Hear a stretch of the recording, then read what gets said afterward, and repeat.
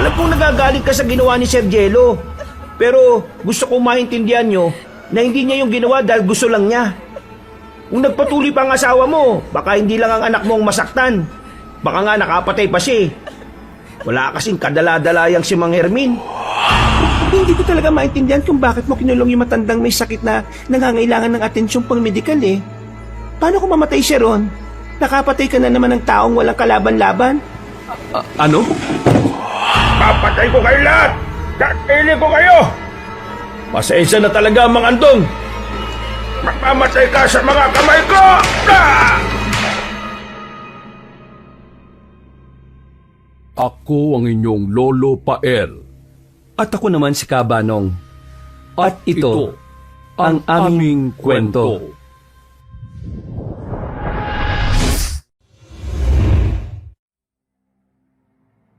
Gamit ang nilulumang police patrol, kaagad tinungo ni Jello ang open basketball court sa kanilang baryo.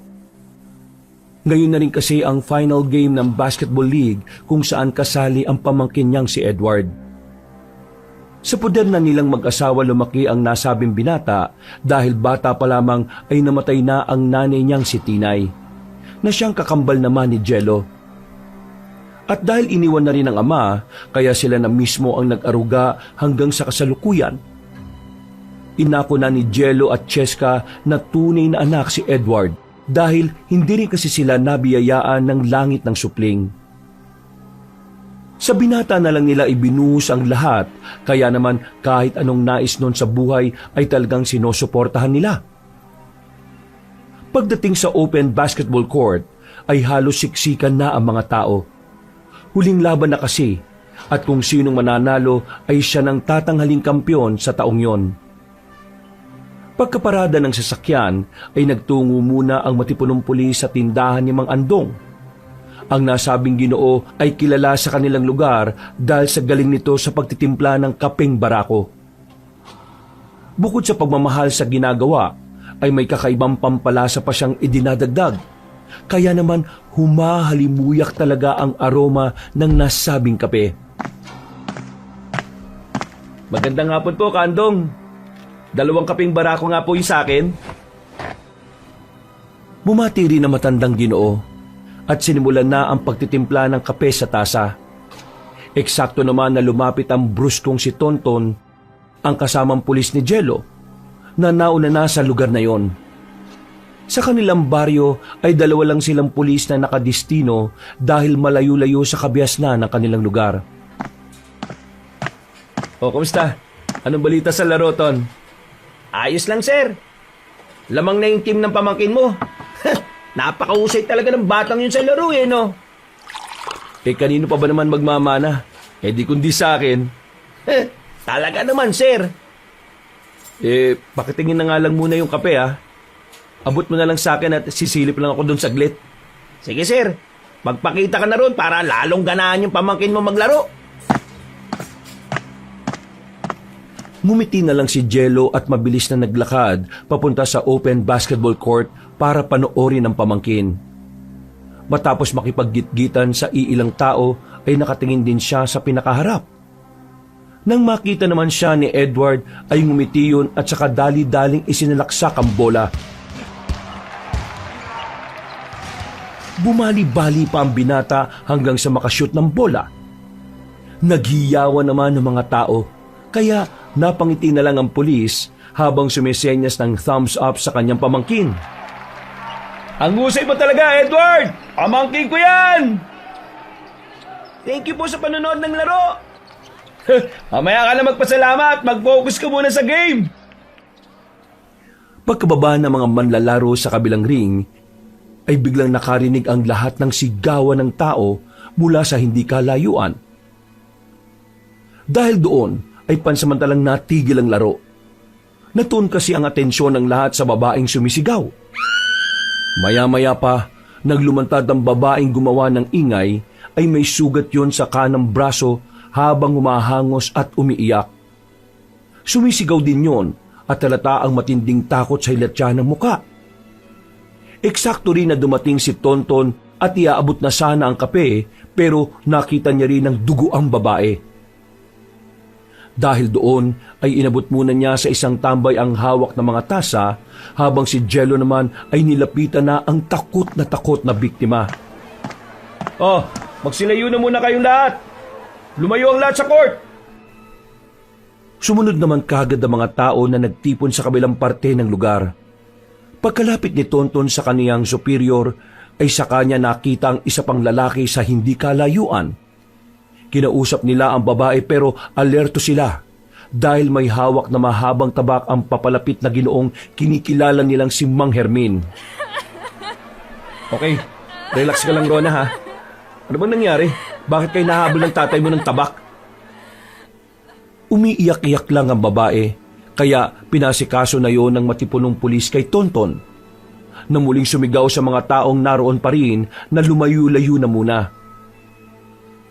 Nang mailayo na rin si Rona sa gitna ng basketball court, ay saka naman hinarap ni Jello ang ginoong tila wala sa sarili.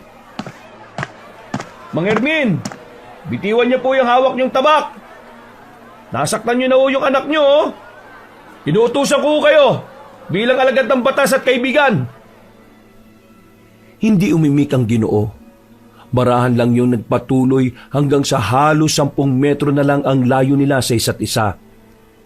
Napapabuntong hininga si Jello habang sinisimplihan ang pagdukot ng baril. Anumang oras kasi ay baka bigla na lang sumalakay si Mang Hermin at kapag hindi siya alerto ay baka siya pa ang mapahamak sa huli. Pinagmasdan niya ang mukha ng may katandaang lalaki. Namumula ang mga mata nun. Kaya naisip niyang bumalik na naman yun sa bisyo.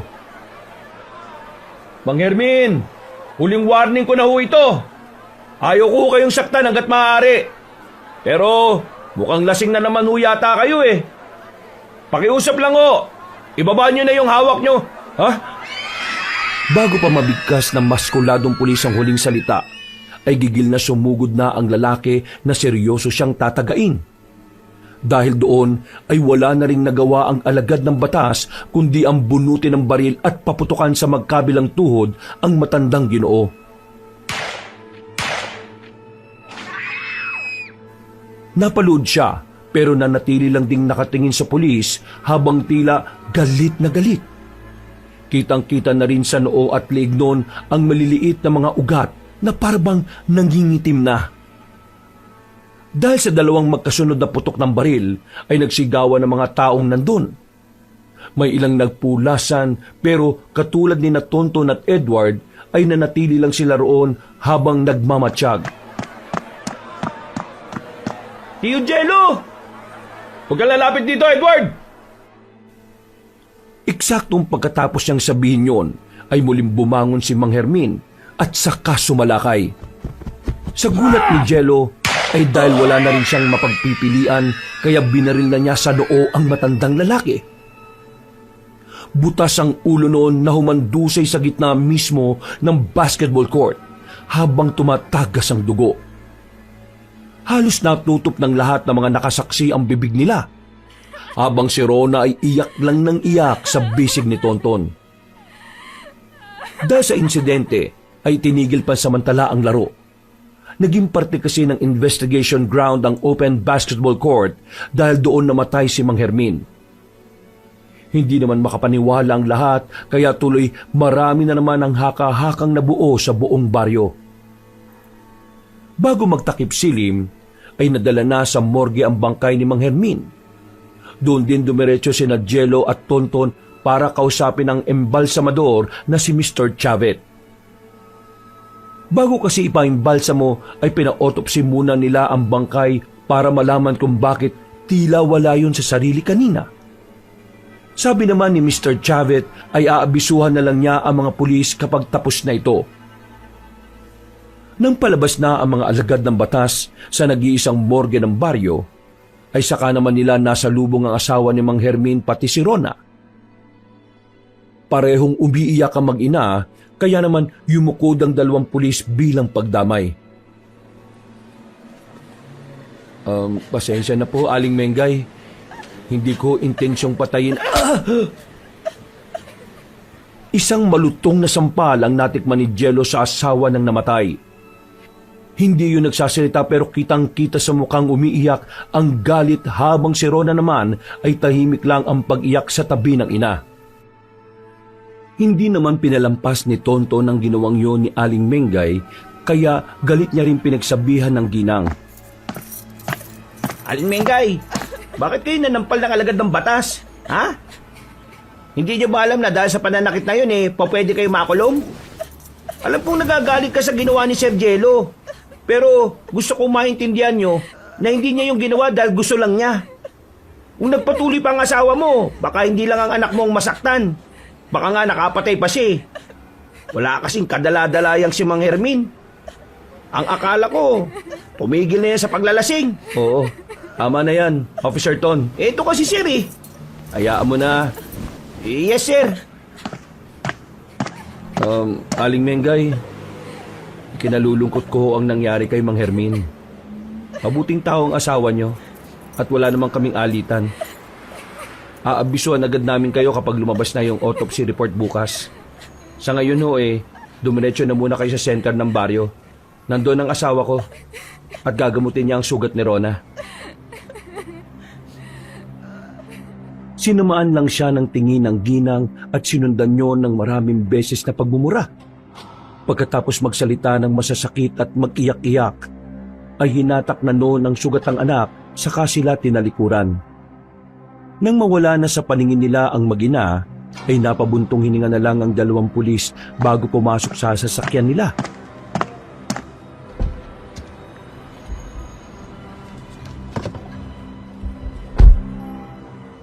Sir, kung ano man ang mga sinabi ni Aling Mengay, huwag mo nang pansinin Nadala lang yun ng galit.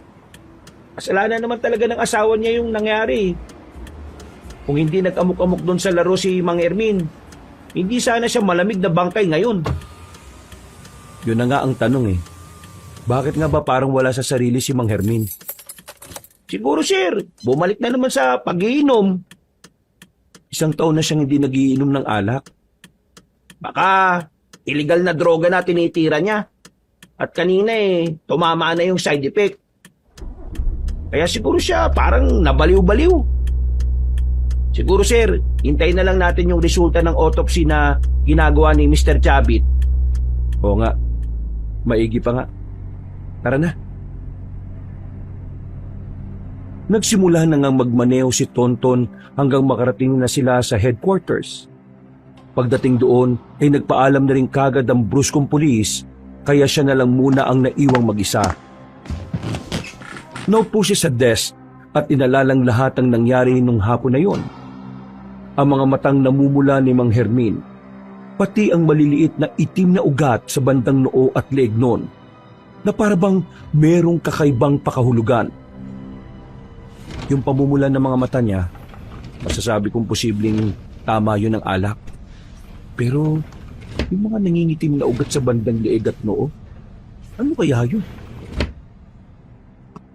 Napabuntong hininga na naman siya hanggang sa magpaikot-ikot na lang sa nilulumang swivel chair. Ilang saglit pa nga, pagkatapos ng kanyang pagmumuni-muni, ay umuwi na rin ang Ginoo. Pasado 7:30 ng gabi, nadatan niya si Cheska at Edward sa kusina na nagsisimula pa lang sa hapunan. Nagmano kagad sa kanya ang pamangkin at kasunod naman noon ay ang paghalik niya sa asawa. Naikwento na ni Edgar ang nangyari kaya alam na ng babaeng medyo hindi maganda ang pakiramdam ng asawa. Upo ka na rito, love. Kain na. Sige. Salamat.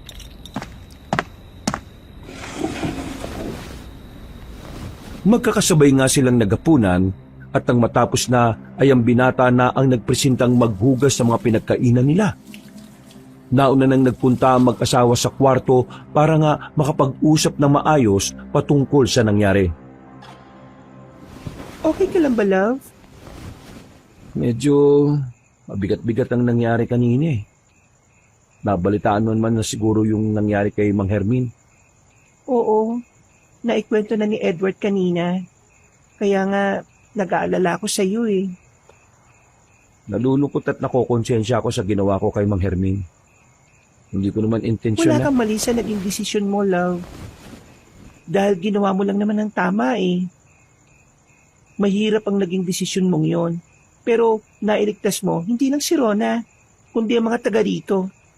Siguradong yun ang iniisip ng mga taga Barrio Insulasyon. Oo nga, love. Salamat ha. Kami ang dapat na magpasalamat sa iyo, no?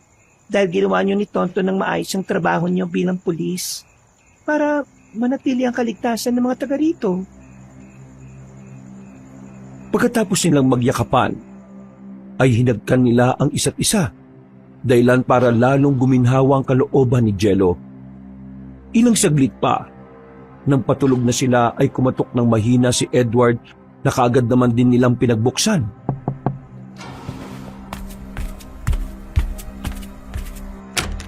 O bakit? May kailangan ka ba? Wala naman po. Nakita ko lang po si Mang Andong sa tapat ng gate natin eh. Parang kanina pa siya doon nakatayo. Tinanong ko nga po, hindi naman nagsalita. Nakatingin lang po siya sa akin. Talaga? Nang marinig yun ni Jello, ay bumangon kaagad siya at sabay-sabay silang nagtungo sa sala. Pagkasilip nila sa bintana ay nakita na nilang naglalakad palayo si Mang Andong. Nagkatinginan na lang sila sa isa't isa na tila nagtataka na rin dahil sa wala silang ideya kung bakit nagpunta roon ng mga ngape. Nang mawala na yun sa paningin nila, ay sinabi na lang ng matipunong pulis na tatanungin niya bukas sa matandang lalaki. Natulog na nga silang lahat hanggang sa sumapit ang panibagong umaga. Mag-aalas 7 ng umaga, bago magtungo sa impilan ay dumaan nga muna sa kapihan sa tapat ng open basketball court si Jello. Tatanungin niya kasi si Mang Andong patungkol sa kagabi pero hindi niya roon naabutan na matandang Ginoo. Sarado ang kapihan at nang dumungaw siya ay napansin niyang tila magulo ang loob ng tindahan. Napakunot siya ng noo dahil alam niyang masinop at hindi makalat ang mga ngape. Anong nangyari rito? Nasaan na si Mang Andong? Dahil sa pag-aalala, kaya naman pinasok na niya ang tindahan. Pagdating sa likod ay naabutan niya nga ang hinahanap na nakaupo sa tomba-tomba habang nakatanaw sa kawalan.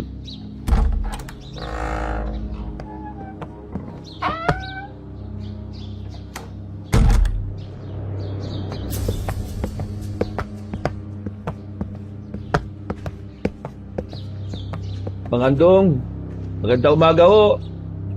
Ayos ka lang ba?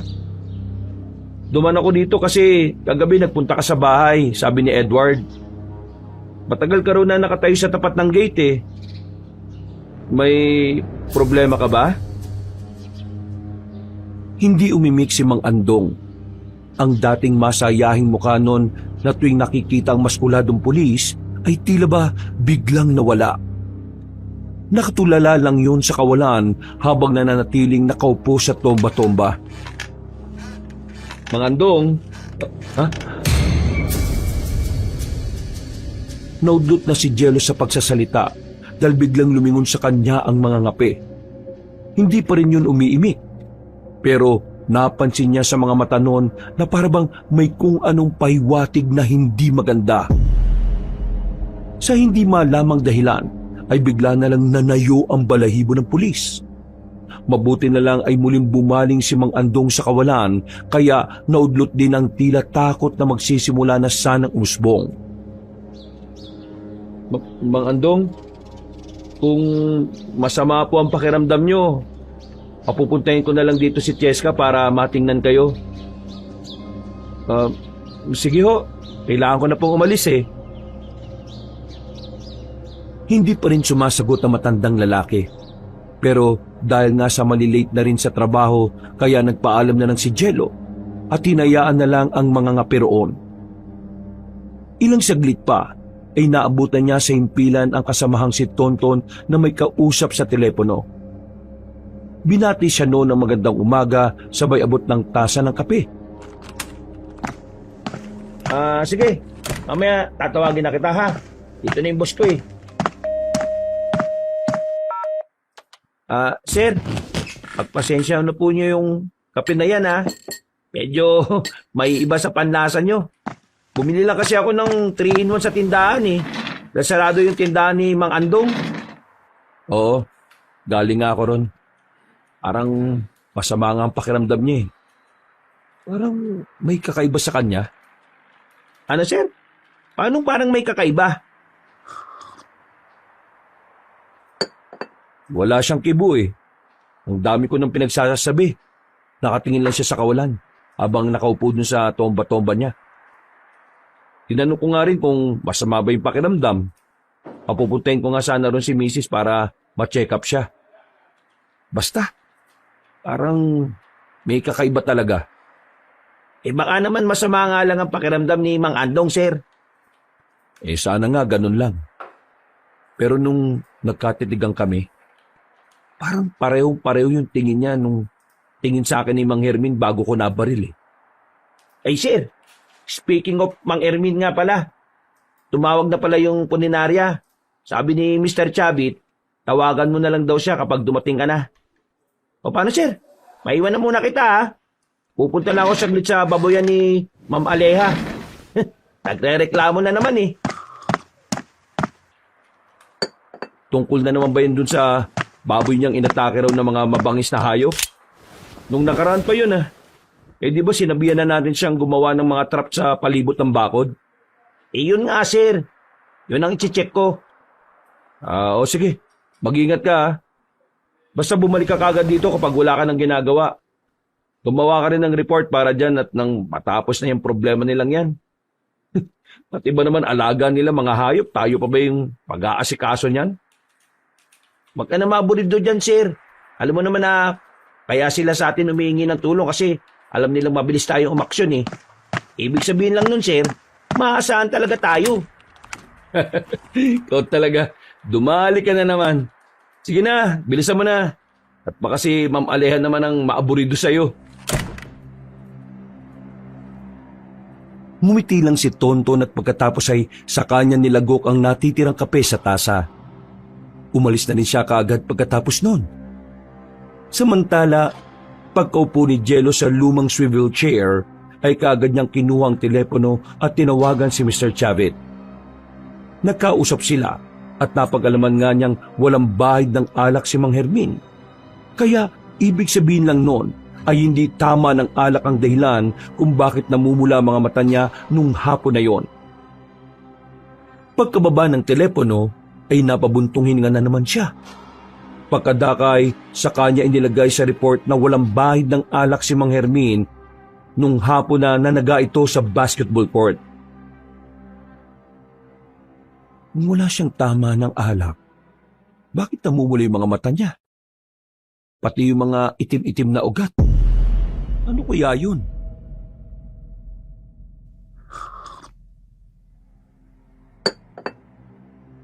Inubos niya muna ang kape bago nagpatuloy sa pagtatrabaho.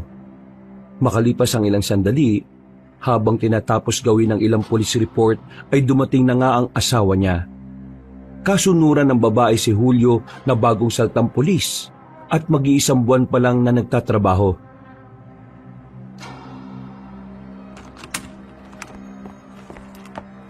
Oh, nandito ka love. Saan ka galing? Galing ako sa eskwelahan, love. Magkakaroon kasi ng bigayan ng bitamina bukas, kaya kinausap ko na yung principal. Tapos, sumabay na rin ako dyan kay Officer Julio para lang iabot sa iyo itong binigay sa akin na galing sa eskwelahan. Wow! Nilupak! alam na talaga nila yung paborito ko ha. Salamat, love. Alam ko naman, love. Alis na rin ako kagad at babalik na sa center. Yung intern lang kasi ang naiwan ko ron eh. Alam mo naman ng mga matatanda rito sa baryo. Kapag wala ako, nag-uurimentado na kagad. Sige love. Buti na lang at napadaan ka rito. Ihatid na rin kita pero pwede bang dumaan muna tayo sa tindahan ni Mang Andong? Nagpunta kasi ako nun kanina bago dumiretso rito sa headquarters. Napansin ko na parang masama yung pakiramdam niya eh. I-check mo kaya muna. O sige, wala namang problema. Palagi ko rin naman dinadala itong mga gamit ko eh, in case na magkaroon ng mga biglaang pasyente. Sige, tara na. Okay. Officer Barreta, ikaw na munang bahala rito ha. May pupuntahan lang kami saglit. Pagkatango ng binatang pulis, ay umalis na rin kagad ang mag-asawa at tinungo ang tindahan ng mga ngape. Nang ma-check siya ni Cheska ay kagad na pinatawag ang kanilang pamilya para sabihin ang lagay ng Ginoo. Medyo mabagal kasi ang pulso noon na hindi normal. Pagdating ni Nonoy na nag-iisang anak ng mga ngape, ay sinabi nga kagad ng doktora ang problema. Pinayuhan na magpahinga na muna ang matandang lalaki, hanggang sa bumalik sa normal ang tibok ng puso nito. Nagreseta na rin ng gamot ang babae na posibleng makuha sa ospital ng bayan, lalo na at senior citizen na rin ang nasabing Ginoo. Pagsapit ng ilang minuto, hinatid na nga rin nila si Mang Andong at Nonoy sa bahay noon na malapit sa malawak na taniman ng kape. Simple lang ang buhay ng matandang lalaki pero nagmamay-ari sila ng taniman ng kape kaya may kaya-kaya rin sila sa buhay.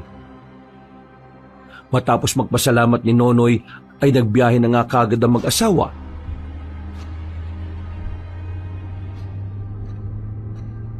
Love, salamat sa iyo ha. Mabuti na lang at na-check up mo kagad si Mang Andong. Kaya pala siguro siya pumunta sa bahay natin kagabi dahil meron na siyang iniinda. Mabuti na nga lang din at na-check up ko nga rin siya kaagad. Kaya siya parang lutang na ewan dahil yun sa lagay niya eh. Kapag naman natuloy-tuloy niya yung gamot, 1 linggo na bubuti na kagad ang lagay nun. Ay nako, salamat sa Diyos. Mukhang mamimiss ko yung espesyal na kape ni Mang Andong ah. Huwag ka mag-alala. Nagpadala naman ng kape si Nonoy eh. Nandun sa likod oh. Dali mo na lang dun sa istasyon nyo. Aba, hindi ko nakita yun ah. Inabot niya yan kanina habang kausap mo si Mang Andong kahit hindi nagsasalita. Ah, ganun pala. Love, diyan mo na lang ako ibaba sa tindahan ha. May bibilin pa ako tapos maglalakad na lang ako papuntang center. Okay, sige love. Ingat ka ah. Ikaw din. I love you. I love you too. Matapos maihatid ang asawa ay nakatanggap ng tawag sa radyo si Jello mula kay Tonton. Nag-request ang nasabing pulis ng assistance sa kambingan kaya kagad siyang sumunod doon. Pagdating nga sa nasabing lugar, ay ganun na lang din ang gulat niya matapos makita ang 3 baboy na mga wala ng buhay. Hindi kasi kaaya-aya ang kinahinatnan ng nasabing hayop. Kagad na nilang sinuri ang mga pangyayari kung paanong namatay ng ganon ang mga walang kalaban-laban na mga baboy. Pansamantala nilang dinala ang isang bangkay ng hayop kay Mr. Chavit upang masuri habang ang 2 natitira ang nilibing naman. Nakiusap din sa kanila si Mang Alejo na magronda sa palibot ng lugar. Sinang-ayunan lang ito ni Jello kahit ang totoo ay napapailing na lang siya sa request ng ginang. At katulad ng dati, pinayuhan niya na lagyan ng trap ang paligid ng kulungan ng mga baboy. Nang sa ganon ay hindi makapasok ang kung sino mang mabangis na hayop na pumapatay sa mga ito. Mabilis na lumipas ang oras. Pag-uwi ng bahay galing sa pagduduty sa himpilan ay naabutan ulit ni Jello ang asawa at ang pamangkin na kauupo lang sa dining table. Nagugas lang siya ng kamay bago umupo at nakisalo sa 2. Oh, kumusta naman ang maghapon nyo? Ayos lang naman, love. Tuloy-tuloy na bukas yung pamimigay ng vitamin sa paaralan. Ay, siya na rin pala. Duman ulit ako sa bahay ni Mang Andong kanina bago umuwi. Sabi ni Nonoy, medyo okay naman na raw yung tatay niya pagkatapos na makainom ng gamot. Nakita ko nga't nakakausap na ulit kahit papano. Nginitian nga niya ako eh. Mabuti naman kung ganon. Natutuwa ako marinig yan. Sana magtuloy-tuloy na yung paggaling niya, love, no? Oo naman, kagaling kagad yun si Mang Andong. Basta wag lang siyang mag-i-skip sa gamot. Ikaw Ed, ikaw naman. Kumusta naman ang eskwelahan sa bayan, ha? Okay naman po, Tiyo. Wala naman masyadong ganap dun eh. Ganun pa rin. Ay, ano po pala? Sabi ni professor ko, posibleng magkaroon kami ng summer basketball league. Kaya po parang magkakapasok pa rin ako sa bakasyon. Okay na po ba yon, Tiyo, Tia? Oo naman, no? Tama lang din yan para makapag-focus ka dyan sa sports kesa malibang ka sa alak at iba pang bisyo, di ba? Hindi naman kita sa hinahadlangan sa pag-iinom ng alak, ha? Alam ko naman po yun. Tsaka hindi rin naman po ako mahilig magiinom ng alak eh. Ayoko ng lasa nun eh. Mabuti naman kung ganon. Tama yan. Basta kung para sa sports, susuportahan ka namin ng Tia Cheska mo. Pero syempre, pag-igihan mo pa rin ang pag-aaral mo, ha? Oo naman po. At saka nga po pala, Tiyo, nabalitaan niyo po ba yung nangyari sa baboyan ni Aling Alejo? Ha? Oo, bakit? Yung baboyan din daw po kasi ng kaklase kong si Colin. Taga-kabilang baryo po yun eh. May ganong insidente rin daw pong nangyari. Parang magdadalawang linggo na raw po yun. Eh, Tiyo, pangatlong beses na raw po silang namamatayan ng mga baboy eh. Ha? Talaga? Eh, anong sabi ng mga pulis doon? Hindi naman po nila ipinapulis. Bali yung mga opisyal lang po ng baryo yung nag-asikaso. Yung mga tanod, tsaka yung kapitan. Mabuti pa sila. Dito sa atin, yung mga punong baryo natin. Hindi ko alam kung anong inaatupag eh. Ang reklamo ng mga taga rito, palagi raw wala raw sa tanggapan nila.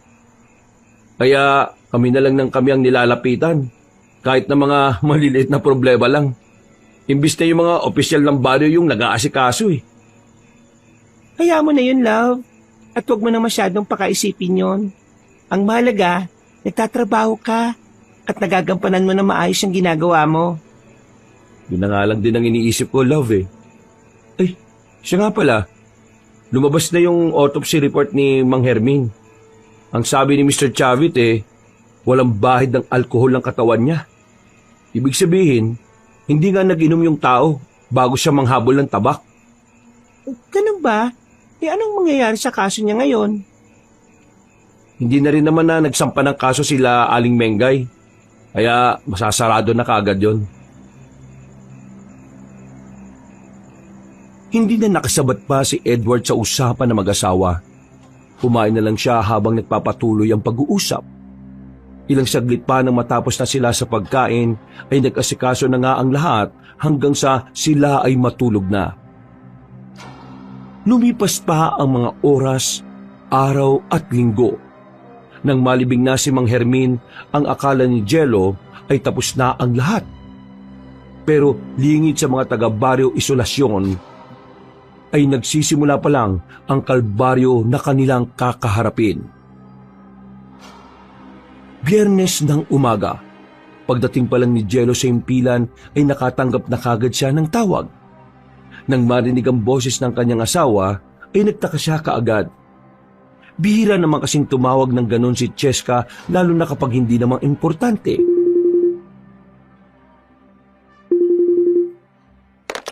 Oh, love, anong problema? Wala naman. Kung mapapadaan ko sa taniman ng kape, ipapatid ko lang sana sa iyo yung gamot dito para kay Mang Andong. Hindi kasi ako makakapunta ron ngayon dahil pupunta kami sa ospital ng bayan. May pasyente kaming dadalhin doon na ililipat na sa syudad. Sige, walang problema, love. Akala ko naman kung ano na, kaya ka tumawag. Sakto dahil pupunta na rin kami sa Batis dahil may tumawag sa amin na importante. Sige, dadaan ko na lang yan doon sa kanila. Iiwan mo na lang dyan kung sakaling aalis kayo, ha? Sige, love. Salamat.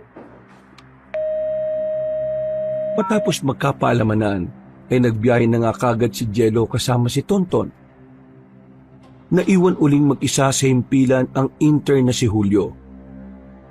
Ilang saglit pa, nang makuha na nila ang gamot ay dali-dali nga nilang tinungo ang taniman ng kape ni Mang Andong.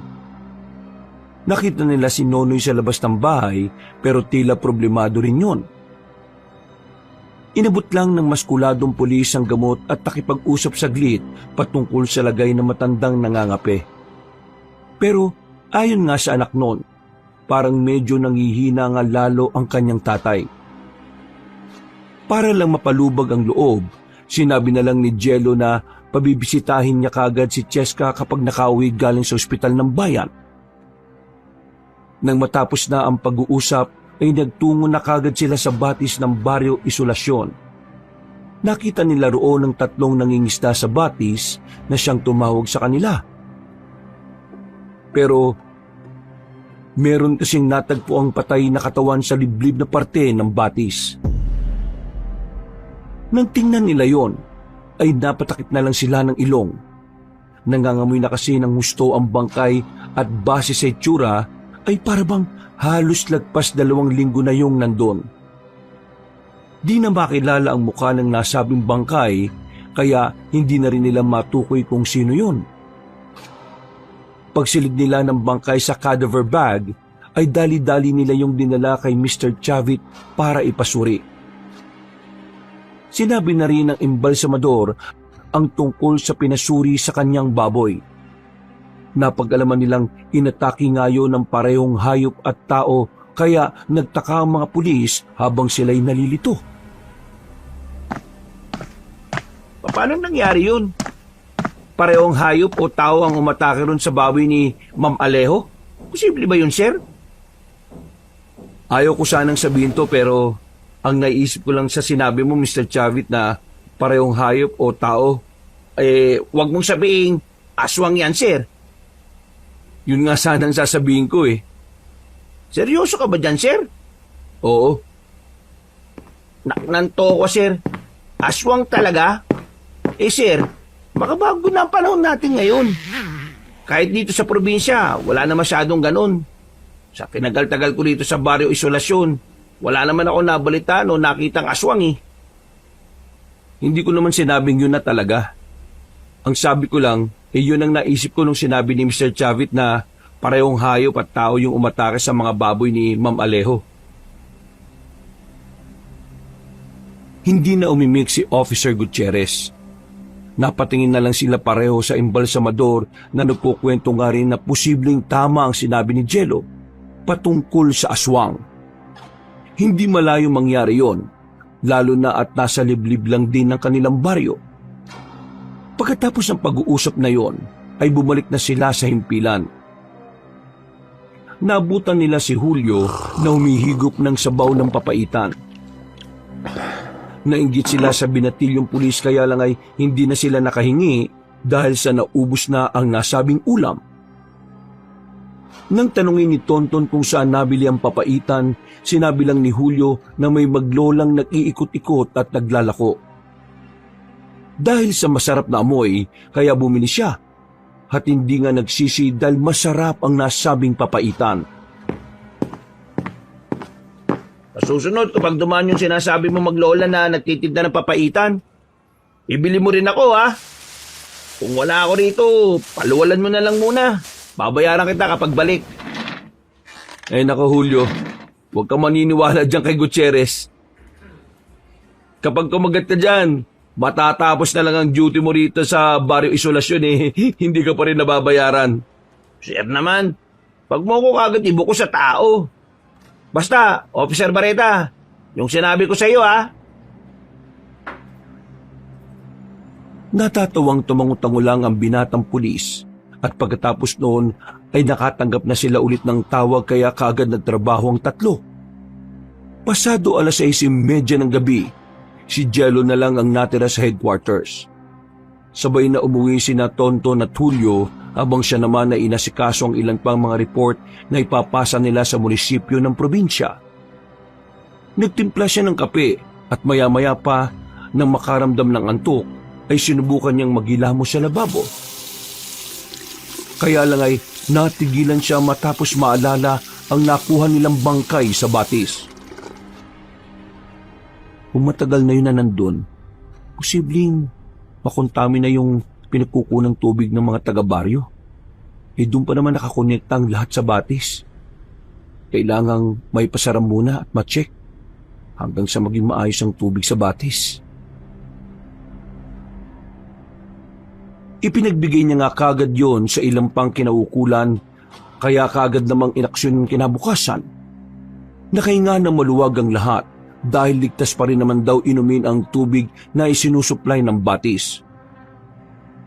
Araw ng linggo, Halos mag-aalas 10 na ng hating gabi pero nasa istasyon pa rin si Jello. Natagalan kasi siya dahil pangalawang araw nang hindi pumapasok si Julio. Nagpaalam lang sa kanila yon kahapon ng umaga na masama ang pakiramdam. Kaya hindi na muna nila pinatuloy. Kaya ngayon ay siya ang nagtutuloy ng mga trabahong gagawin sana ng binata. Nang pauwi na ang maskuladong pulis, nang malapit na siya sa kanilang bahay, ay bigla namang umiksena sa daan si Rona, ang anak ni Mang Hermin na muntik nang mapatay ng tabak noong nakaraang linggo lang. Mabuti na lang ay mabilis na ihinto ni Jello ang sasakyan. Bumaba kaagad siya at tiningnan ng lagay ng dalaga na tila sinadya pala ang mga pangyayari. Rona, bakit mo ginawa yun? Hindi mo ba alam na pwede ka mamatay sa ginawa mo? Hindi ka lang mamamatay. Malalagay mo rin ako sa alanganin. Pwede ako makulong sa ginawa mo eh. Umiiyak na humingi ng tulong ang babae. Pagkatapos noon ay bigla na lang itong binanggit ng pabulong ang tungkol sa maglolang nagtitinda ng papaitan. Hindi masyadong maintindihan ni Jello dahil mas malakas pa ang paghikbi ng dalaga. Ano ka mo? Maglolang nagtitinda ng papaitan? Bakit mo sila nabanggit? Hindi na tinapos ng matipunong pulis ang pagsasalita dahil tumakbo na palayo si Rona. Pagpasok niya ulit sa sasakyan ay bigla na lang niyang naalala si Julio. Nabanggit nga rin kasi ng binatang pulis ang tungkol sa maglola na nagtitinda ng papaitan. Ano bang meron sa papaitan ng maglolang yun? Napailing na lang siya bago magpatuloy sa pagmamaneho hanggang sa makauwi ng bahay. Nang nasa pagkainan na sila ay naikwento nga ni Jello ang kakatuwang engkwentro nila ni Rona. Nabanggit niya rin ang tungkol sa maglola na nagtitinda ng papaitan. Nang marinig yun ni Edward ay nakasali siya sa usapan ng mag-asawa. Tiyo, narinig ko na po yung tungkol sa maglolang nagtitinda ng papaitan na yon. Kadat nga po yun dun sa amin eh, dun sa paaralan. Kasi, burat masarap daw. Natikman mo na ba? Hindi pa po, tiyo. Bibira lang po kasi magpakita yun eh. Tiyempuan lang talaga. Pasulput-sulput lang din pala. Parang yung isa kong kasamahang pulis. Nakatikim ng papaitan nung isang araw. Masarap nga raw ang sabi niya eh. Yun nga rin po yung mga sabi ng mga nakatikim. Pero sa aming magkakaklase, wala pa naman pong nakakatikim kaya hindi rin namin masabi kung masarap po ba talaga o hindi. Ay nako, kayo talaga oh. Kahit sabihin mong masarap, huwag kayong basta-basta nabibili ng mga ganyang ulam. Malay niyo ba kung saan-saan lang yung kinuha? Baka mamaya sumakit pa ang tiyan niyo sa ganyan. Bumili kayo kahit mahal pero sigurado kayo. At alam niyong malinis kaysa sa ganun. Napatango-tango lang ang dalawang lalaki hanggang sa mapaisip na lang din si Jello dahil nga 2 araw nang hindi napasok si Julio. Posible kayang dahil sa papaitan na yun kaya sumama yung pakiramdam ni Julio. Habang nag-iisip ay biglang nagring ang telepono na nasa sala. Kagad nagpunta roon si Jello at nagulat siya sa sinabi ni Tonton na nasa kabilang linya. Napansin naman nila Aling Cheska at Edward ang reaksyon niya. Kaya kaagad lumapit sa kanya ang kanyang asawa. Bakit mahal? Sino yung tumawag? Si Tonton? Bakit siya tumawag? May nangyari ba? Oo, mahal eh. Nasusunog daw yung bahay ni Mang Andong, pati yung taniman ng kape. Kasamang natupok ng apoy si Nonoy. Ha? Paano nangyari yon? Aalamin ko pa. Tara at sumama ka sa akin dahil naiwan daw ng boy si Mang Andong. Nandun na ngayon si Tonton, pati yung ibang kinauukulan. Kaya magmadali na tayo.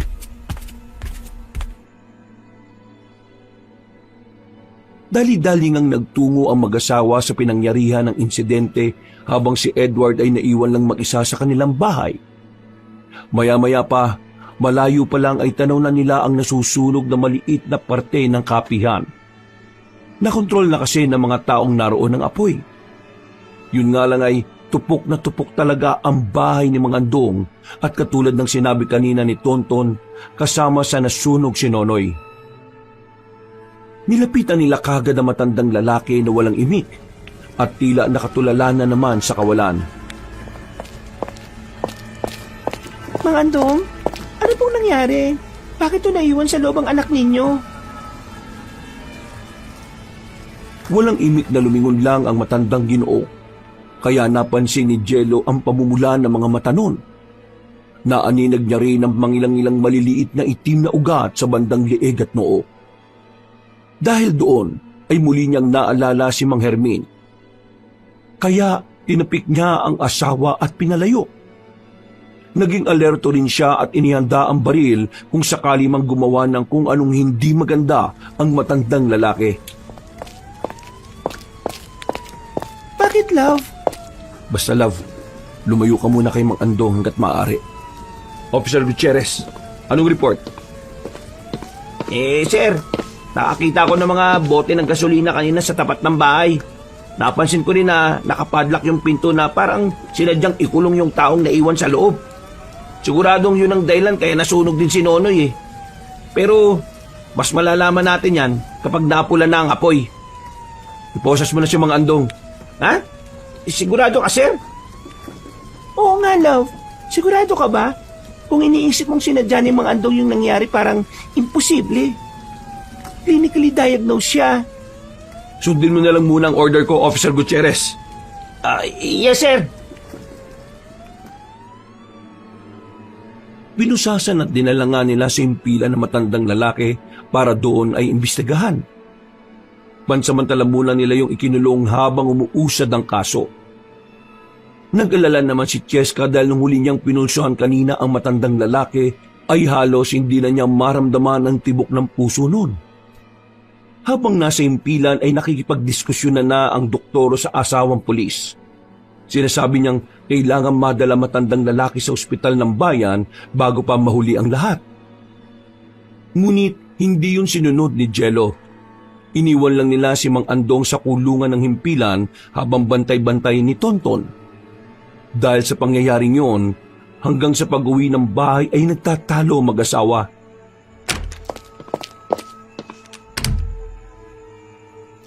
Ano ba problema mo, love? Hindi ka ba naawa dun sa tao, ha? Bakit mo siya kinulong lang? Delikado kapag pinakawalan siya, love. Sana maintindihan mo yon. Kaya huwag ka makipagtalo sa akin, please lang. Hindi ko talaga maintindihan kung bakit mo kinulong yung matandang may sakit na nangangailangan ng atensyong pang-medikal eh. Paano kung mamatay siya ron? Nakapatay ka na naman ng taong walang kalaban-laban? Ano? Pasensya na, ha? Hindi ko sinasadyang masabi yun. Kalimutan mo na yun, love. Ganun pala tingin mo? Pinatay ko si Mang Hermin na walang kalaban-laban? Nabigla nga lang ako, love. Sa sobrang inis at pagkadismaya ay hindi naiwasan ng Ginoo na masapak ang dingding. Sa ganoong paraan kasi ay maiibsan ang bigat na dinadala niya sa loob. Napayak naman si Cheska nang makita ang asawa na nagagalit at sumama ang loob dahil sa mga sinabi niya. Natigilan sila nang lumabas si Edward na hindi na rin umiimik pa. Nang nasa higaan na ang mag-asawa, ay hindi hinayaan ng babae na matulog silang pareho ng may samaan ng loob. Niyakap niya ang asawa na alam niyang nagdaramdam dahil sa nangyari. Sorry talaga, love. Hindi ko sinasadya yung mga nasabi ko. Nadala lang ako ng emosyon ko dahil sa pag-aalala ko kay Mang Andong. Na-check ko kasi mismo yung pulso niya kanina eh. Kailangan niya talaga madala sa ospital. Pasensya na rin kung hindi ko magagawa yung gusto mo, love. Nag-aalala ako na kapag ginawa ko yon, baka mangyari ulit yung nakaraan. Yung katulad ng ginawa ni Mang Hermin. Anong ibig mo sabihin, love? Yung mga mata ni Mang Andong, pati yung mga nangingitim na ugat sa ilalim ng leeg at noon niya. Kaparehong-kapareho yun nung kay Mang Hermin. Kaya malaki talagang posibilidad na Sinadya niyang sunugin ang bahay nila kasama yung anak niyang si Nonoy. Diyos ko po. Bukas ng umaga, sisimulan namin ni Tonto ng pag-iimbestiga. 2 maghiwalay na insidente ang nangyari kaya hindi ko na to dapat ipagsawalang bahala pa, love. Hindi kaya dahil yun sa tubig dun sa batis? Naging kontaminado yun ng mga kung ano-anong parasite dahil may namatay dun na tao, di ba? Napasuri ko na yung tubig. Malinis naman daw kaya imposibleng yun ang dahilan. Nakakatakot naman, love. Mag-iingat kayo ni Tonton, pati si Julio. Oo, love. Sa ngayon magpahinga na tayo at matulog. Natulog na nga ng mahimbing ang mag-asawa na hindi na nagkakatampuhan. Kinabukasan, pagdating sa headquarters, ay wala pa rin ang baguhang si Julio. Hindi rin sila nakatanggap ng kahit anong text o tawag sa binata, kaya medyo nag-aalala si Julio para sa binatang pulis. Kumusta? May balita ka na ba kay Julio? Wala nga sir Kanina, kinontak ko. Hindi naman sinasagot yung cellphone niya. Medyo nag-aalala na nga ako Nakakamiss din pala yung taong yun, kahit medyo aanga-anga. Ano kaya nangyari ron? At biglang nagkasakit-sakit. Ang lakas-lakas niya pa nung nakaraan Siya nga pala. Huwag ka muna kakain ng papaitan kung sakaling dumaan ulit dito yung maglola. Ha? Anong kinalaman nun sa usapan natin, sir? Basta, makinig ka na lang at sumunod. Dadaanan ko na lang mamaya si Officer Barreta. Pupunta kasi ako sa simbahan ngayon Tumawag si Father Burgis at may ikukonsulta sa akin. Sige sir. Ako na munang bahala rito. Kapag tumawag si Mr. Chavit, ikaw na ang kumuha ng report ha. Teka, kumusta nga pala si Mang Andong dito? Ayun sir, tingnan mo. Ganun pa rin. Hindi nagsasalita. Nakatitig lang sa bubungan tapos pangisi-ngisi. Parang tinutuyo na yata. Binigyan ko ng pagkain na tubig Di naman ginalaw. Umidlip ka na lang muna habang wala pang ginagawa. Basta, huwag ka lang munang aalis para kapag may nangyari may tao rito. Opya sir. O sige, ingat kayo Bago umalis ay nilapitan muna ng matipunong pulis ang kinalalagyan ni Mang Andong.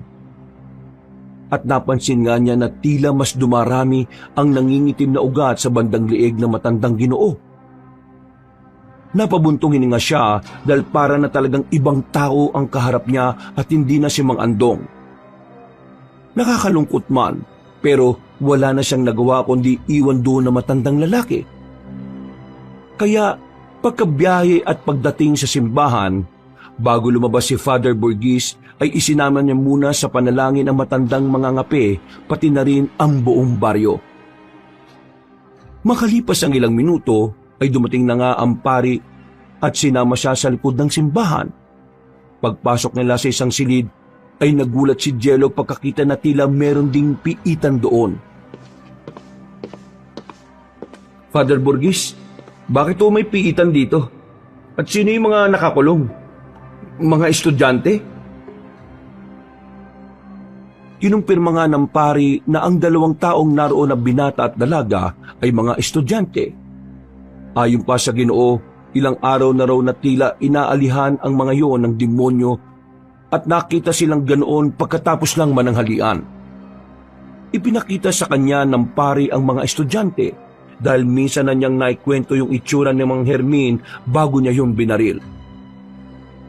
Nang pagmasdan niya ang mga estudyante ay namumula nga rin ang mga mata noon at may mga nangingitim na ugat sa leeg at noo. Father Burgis, ano yung kinain ng mga estudyante nung tanghalian? Naitanong niyo na ho ba?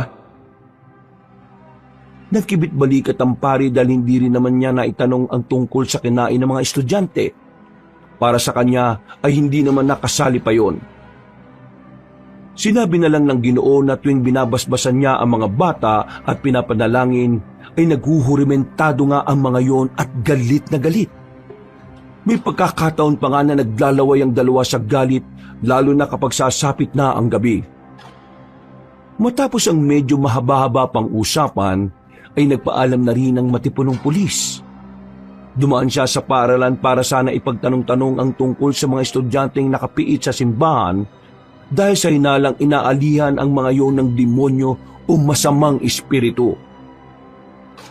Pero hindi nagbigay ng pahayag ang eskwelahan dahil sa kanilang patakaran bilang proteksyon na rin sa mga estudyante. Kahit naiinis at masama ang loob, ay hinayaan at nirespeto na lang ni Jello ang tungkol sa bagay na yon. Tinungo na lamang niya ang inuupahan ni Julio pero ayon sa landlady ay nagpunta sa ospital ang binata para kumuha ng medical certificate. Nakahinga siya ng maluwag dahil alam niyang makakapasok na ulit ang binatang pulis. Nagpatuloy na siya hanggang sa makarating siya malapit sa pamilihang bayan. Doon ay nakita niya ang maglolang may tulak-tulak na kariton. May 2 malalaking kaldero ang kariton na yon at kaagad niyang naamoy ang mabangong papaitan. Sa hindi malamang dahilan, para siyang naengganyo kaya inihinto niya ang sasakyan. Pagbaba ay kaagad niyang tinawag ang maglola. Huminto naman ang mga yon at saka niya nilapitan.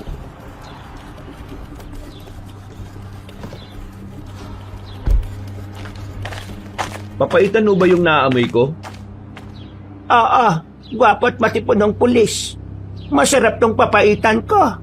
Dahil meron tong espesyal na sangkap na pamilya lang namin ang nakakaalam. Wow, talaga ho? Ha?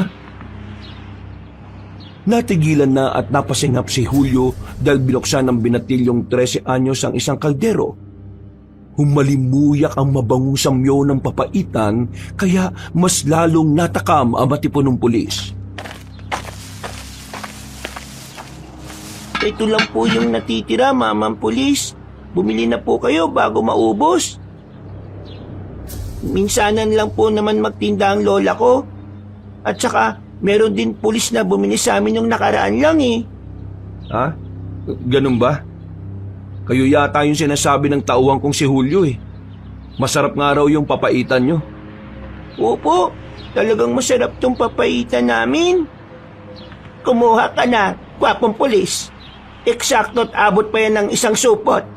Ibibigay ko na lang sa iyo ng 50. Sige ho, Manang. Tawagin mo na lang akong si Mang. Sige ho, Manang Simang. Maya-maya pa, pagkabigay ng supot ng papaitan ay umalis na rin kaagad ang maglola. Nagbiyahe na rin si Jello pabalik sa impilan habang naamoy pa rin ang nasabing papaitan.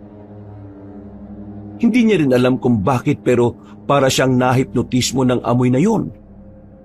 Hanggang sa hindi na niya namalayan na tila mabubunggo na pala siya sa poste.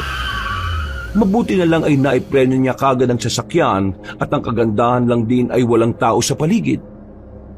Napasandal siya sa upuan habang inihilamos ang kamay sa mukha. Para rin siyang nagising hanggang sa maalala ang sinabi ng kanyang asawa nung nakaraang gabi na huwag kakain basta-basta ng mga inilakong paninda.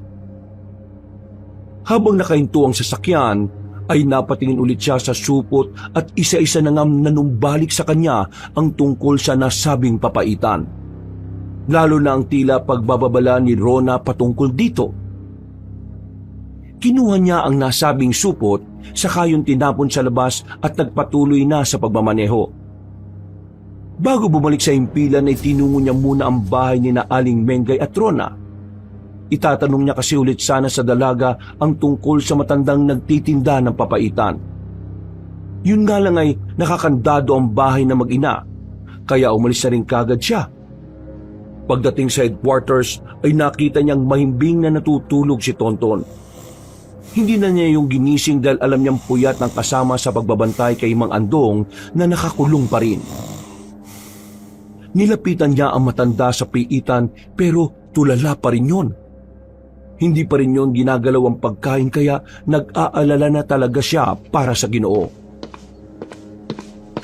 Mang Andong, okay lang po ba kayo? Kumain ho kayo para makabawi-bawi kayo ng lakas. Dinala na sa kapilya yung kabaong ni Nonoy. Kung mangangako ho kayo na wala kayong gagawin kakaiba, pakakawalan ko kayo at hayaang makipaglamay sa anak nyo. Hindi pa rin umimik ang matandang lalaki. Para lang yung bata na pangisi-ngisi habang nakatingin sa kung saan. Napabuntong hininga na lang tuloy si Jello habang pinagmamasdan ang nakakaawang itsura na matandang Ginoo. Mang Andong, bumalik na ho sana kayo sa dati niyong... Hindi na mangyayari yon. Natigilan at ang laki ang mga mata ni Jello nang marinig ang tila malademonyong boses mula kay Mang Andong.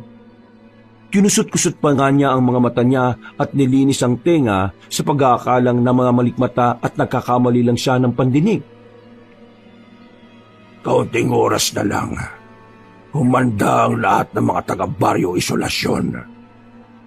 Pagpipiestahan kayo ng mga duhang. Ano ho yung sinasabi niyo, Mang Andong? Kaunting oras na lang. Dahil mamamatay na kayong lahat! Mas lalong nagulat si Jello dahil kitang-kita niya kung paanong magiba ang anyo ng mukha ng matandang lalaki na parang isang halimaw. Mula sa kinauupuan ay dali-dali siya nitong sinalakay. Mabuti na lang ay merong rehas na nakaharang. Napatras siya hanggang sa mabunggo niya si Tonto na kagigising lang din. Sir, nandiyan ka na pala? Bakit di mo ako ginising? Ha? Okay ka lang, sir? Para ka nakakita ng multo dyan, ha? Ay, yan nga pala. Hindi pa rin kumakain si Mang Andong pero nakita ko siya kanina na uminom ng tubig. Ano, sir? Pakawalan na ba natin siya? Hindi umimik si Jello. Sabay lang silang napatingin sa matandang lalaki na ngayon ay nakaupo na lang ulit at pangiti-ngiti sa kawalan. Habang nagmemeryenda sila, ay tinalakay na nga ni Tonton ang naging obserbasyon sa nasunog na bahay. Lumalabas ng sinadya ni Mang Andong na ikulong ang anak at sunugin ang lugar. Kaya naman, kailangan siyang isuko para harapin ang kasong arson at pagpatay. Sinabi na rin ni Jello ang lagay ni Julio kaya posibleng sa mga sumunod na araw ay pumasok na ang binatang pulis. Maya-maya pa, pagkagat ng dilim, ay nagpresenta si Tonto na siya na ang magdadala kay Mang Andong sa himpilan sa bayan. Kaya umuwi na si Jello. Nang nasa bahay na, ay ipinamalita niya rin kagad sa mga kasama ang sitwasyon ng matandang lalaki. Nakakaawa man, pero walang nagawa si Cheska dahil yun ang batas na umiiral. Siya nga pala, Edward, nabalita mo na ba yung mga estudyanteng dinala sa simbahan ng poblasyon? Ang sabi, inalihan daw ng demonyo at tuling nakita sila na nananghalian bago yun mangyari. May ideya ka ba ron? O nakuwang balita sa eskwelahan nyo?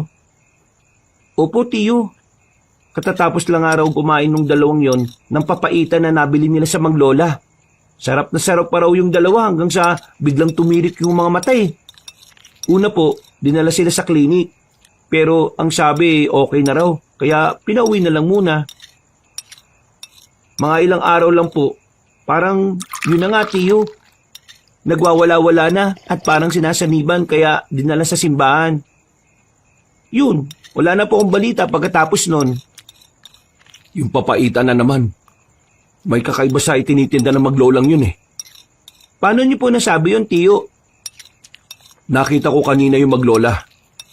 Manang Simang ang pangalan niya. Yung batang lalaki naman si Ariel.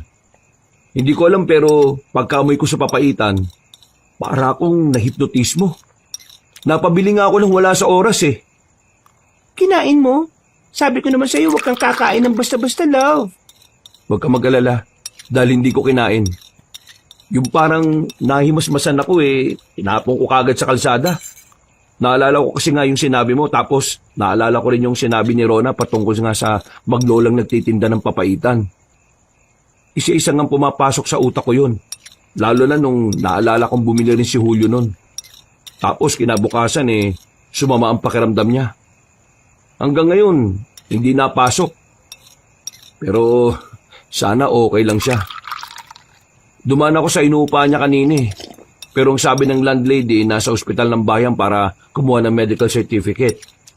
Ibig sabihin magaling na yon. Ay naku, love. Dapat siguro hanapin mo yung manang simang na yon at ipasuri yung binibenta nilang papaitan na maglola. Dapat makasiguro tayong ligtas sa mga taga-baryo isolasyon. Posible nga kayang nakakain din si Mang Hermin at Mang Andong ng papaitan na yon? Hindi ko alam eh. Pero huwag kayong mag-alala. Hahanapin ko yung maglola para malaman natin kung tama yung hinala ko. Kung sakali man na makita nyo sila, huwag na huwag kayong lalapit. Magtakip kayo ng ilong kagad dahil parang nakaka-hypnotismo yung amoy ng papaitan eh. Habang nagpapatuloy sa pagkukwentuhan sa gitna ng hapagkainan, ay nakarinig sila sa labas ng tunog ng sasakyan. Sinundan yun ng busina kaya dali-daling nagtungo si Jello sa labas ng bahay. Nagulat siya nang makita si Tonton na tila humahangos. Marami rin yung kalmot sa katawan kaya nag-alala siya para sa kasamahan. Oh, ano nangyari sa iyo, Officer Gutierrez? Sir, pasensya na sa abala. Nawawala kasi yung cellphone ko eh. Nahulog yata kaya dumiretso na lang ako rito. Halika muna rito sa loob at uminom ka ng tubig bago ka magsalita dyan. Oh, Tonton, inumin mo muna to.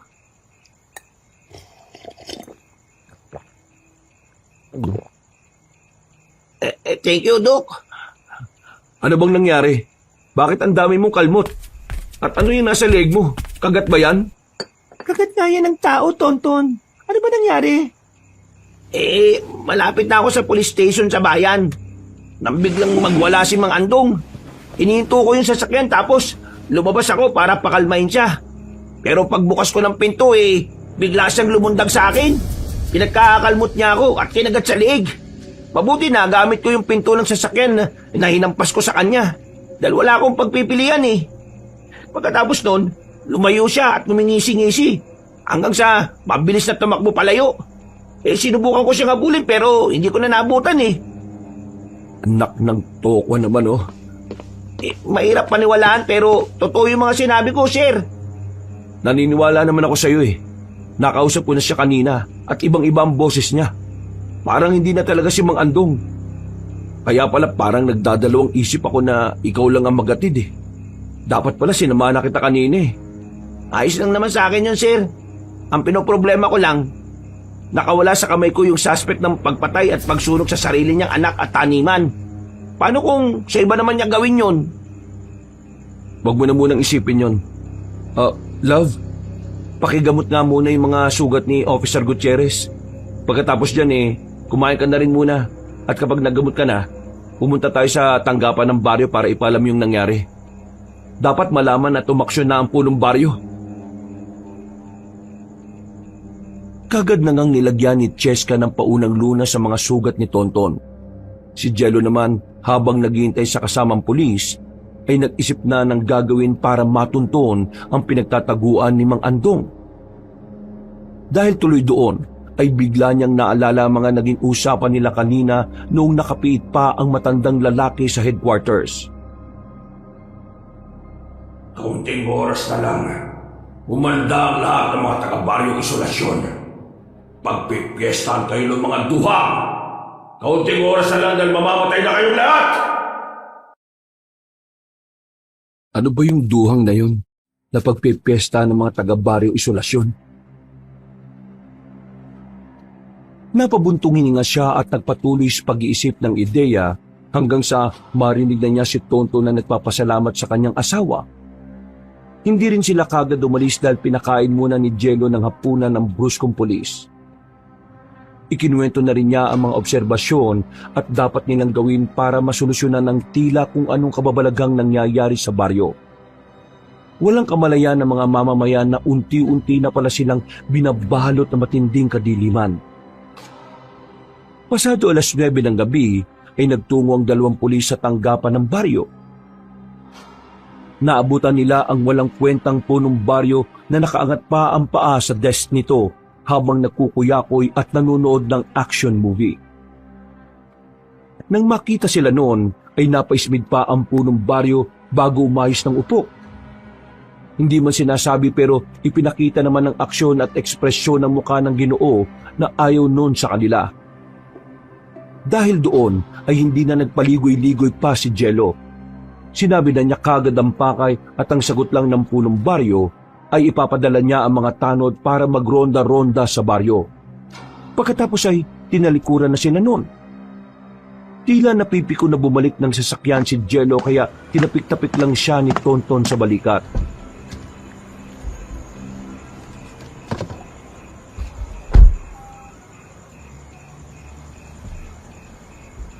Walang yung punong baryo na yan. Nagpapalaki lang ng tiyan at puro pangungurakot ang ginagawa eh. Ni wala man lang siyang matinong aksyon dito sa nasasakupan niya. Ay nako, mga tao nga naman talaga. Nakatikim lang ng kapangyarihan ang akala mo kung sino nang umasta. Sir, hayaan mo na yung si Lumba-Lumba. Total, nagsabi na rin naman siya na magpaparonda siya ng mga tao sa buong baryo. Gawin na lang din natin ang makakaya natin. Salamat pero umuwi ka na muna, Officer Gutierrez, ha? Eh sir, bakit mo naman ako pinapauwi? Sa akin mo ba binabaling yung pakainis mo kay Lumba-Lumba? Huwag naman sir. Hindi. Ilang araw ka na kasing puyat eh. Naalala lang kita. Alalahanin mo rin ang sarili mo. Lalo na't may anak kang 5 taong gulang pa lang. Tingnan mo yan nangyari sa'yo. Oh. Ang dami mong benda sa katawan at may kagat ka pa sa leg na para kang sinakmal ng hayop. Ano na lang ang sasabihin ng asawa mo niyan? Baka isipin pa nun, pinababayaan kita. Eh hindi naman iisipin ng misis ko yun sir. Basta, umuwi ka na muna at magpahinga. Alos 24 oras ka na rin nasa estasyon eh. Huwag ka magalala, ayos lang ako. Bilisan mo na't ihahatid na kita.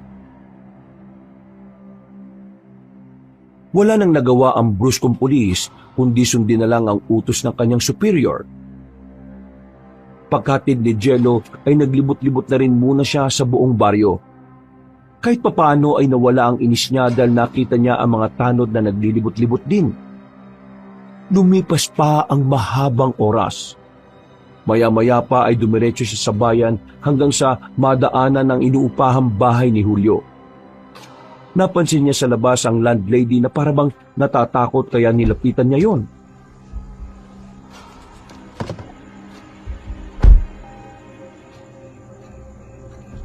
Mawalang galang na ho.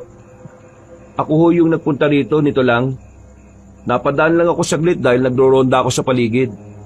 Okay lang ho ba kayo? Eksaktong pagkatapos magtanong ni Jello ay nakarinig na sila ng malalakas na kalabog sa mismong inuupahan ni Julio. Tumakbo na rin palapit sa kanya ang landlady at nagsumbong na parang batang takot na takot. Dahil doon ay umaksyon kagad ang maskuladong pulis. Naglabasan na rin ang ilan pang nangungupahan sa paligid dahil dinig na dinig ang ingay. Pinalayo ni Jello ang mga tao at saka siya marahang kumatok sa pinto ng inuupahang bahay ng binatang alagad ng batas. Officer Barreta! Si Officer Porcelas to! Ayos ka na ba dyan? Buksan mo tong pinto at kung ano man ang problema mo eh. Pag-usapan natin dito yan. Malalakas na namang kalabugan ng tila naging tugon sa loob ng bahay kaya pasimpleng sumilip-silip si Jello sa nakasarang bintana.